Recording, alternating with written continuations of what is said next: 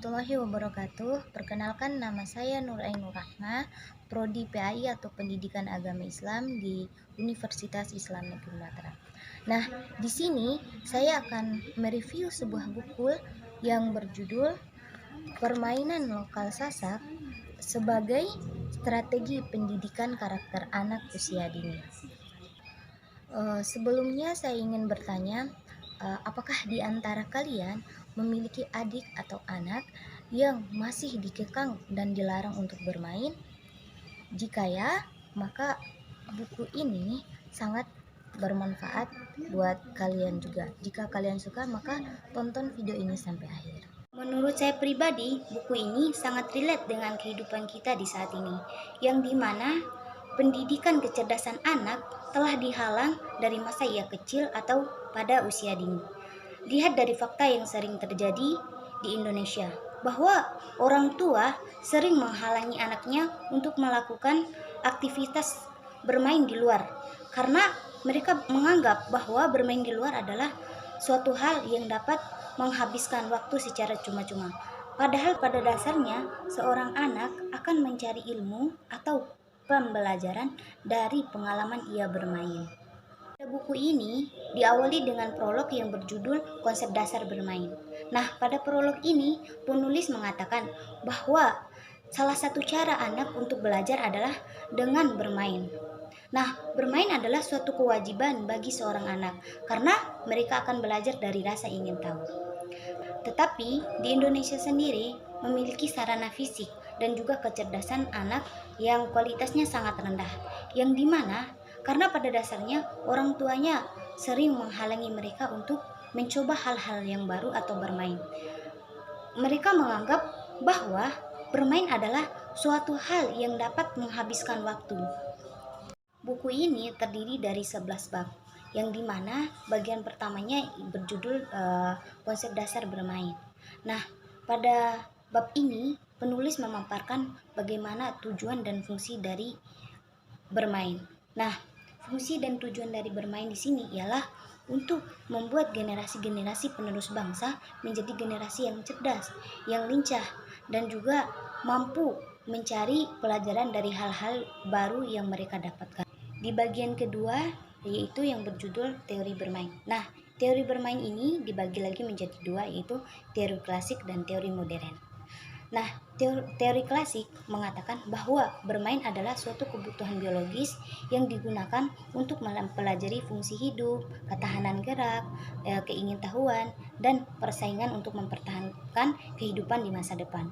Sedangkan teori modern mengatakan bahwa bermain adalah sarana untuk kita mampu mengontrol diri dan mengontrol emosi kita. Nah, di sini juga teori ini juga mengatakan bahwa bermain adalah salah satu cara kita untuk menyembuhkan frustasi atau trauma kita dalam suatu hal. Selanjutnya, bagian ketiga adalah pelaksanaan program bermain. Nah, dalam bagian bab ini saya menemukan salah satu subbab yang menarik, yaitu pelaksanaan pengalaman bermain. Nah, orang tua di sini memiliki peran yang penting dalam mengarahkan anak dalam bermain. Nah, ada beberapa tahap dalam pelaksanaan bermain di sini. Yang pertama, perluasan permainan. Nah, di sini pada dasarnya seorang anak hanya berpatokan pada satu permainan atau hanya kepada permainan yang mereka ketahui. Maka peran orang tua di sini untuk memberitahu suatu hal-hal yang baru atau permainan baru untuk anaknya. Tahap yang kedua ialah bermain bersama. Nah, di sini orang tua bisa ikut serta bermain dengan anaknya, tetapi aturan-aturannya masih ditetapkan oleh seorang anak. Orang tua hanya ikut alur dalam bermain. Ketiga adalah bimbingan bermain. Nah, di sini orang tua dapat membimbing anaknya untuk bermain. Nah, ketika seorang anak belum mengetahui permainan apa yang ia dapatkan, maka orang tua memiliki andil dalam memperkenalkan permainan tersebut dan memberitahukan cara-cara bermain terhadap anak. Bab selanjutnya ialah strategi bermain untuk perkembangan anak. Nah, pada bab ini terdapat bab yang menarik bagi saya, yaitu perkembangan kecerdasan zaman. Nah, pada bab ini dikatakan bahwa Seorang anak telah memiliki kecerdasan dari ia lahir atau bawahannya, tetapi belum optimal. Nah, untuk mengoptimalkan kecerdasan tersebut memerlukan lingkungan yang baik. Nah, di mana orang tua atau guru memiliki peran yang sangat penting untuk memperlihatkan lingkungan yang baik untuk perkembangan anaknya. Selanjutnya bagian kelima adalah permainan tradisional Sasak. Nah, pada bab ini memaparkan tentang budaya lokal yang dijadikan acuan hidup bagi masyarakat. Yang dimana pada bab ini budaya lokal dijadikan acuan karena memiliki nilai bijaksana dan juga baik sehingga diikuti oleh masyarakat.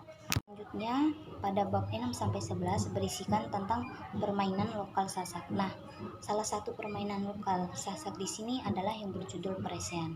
Nah, mungkin bagi sebagian orang menganggap bahwa permainan ini adalah suatu kekerasan karena di mana permainan ini dilakukan oleh dua orang yang saling bertarung menggunakan rotan, saling pukul-memukul sampai keluar darah. Nah, di mana permainan ini dianggap sebagai cara mereka untuk memanggil hujan.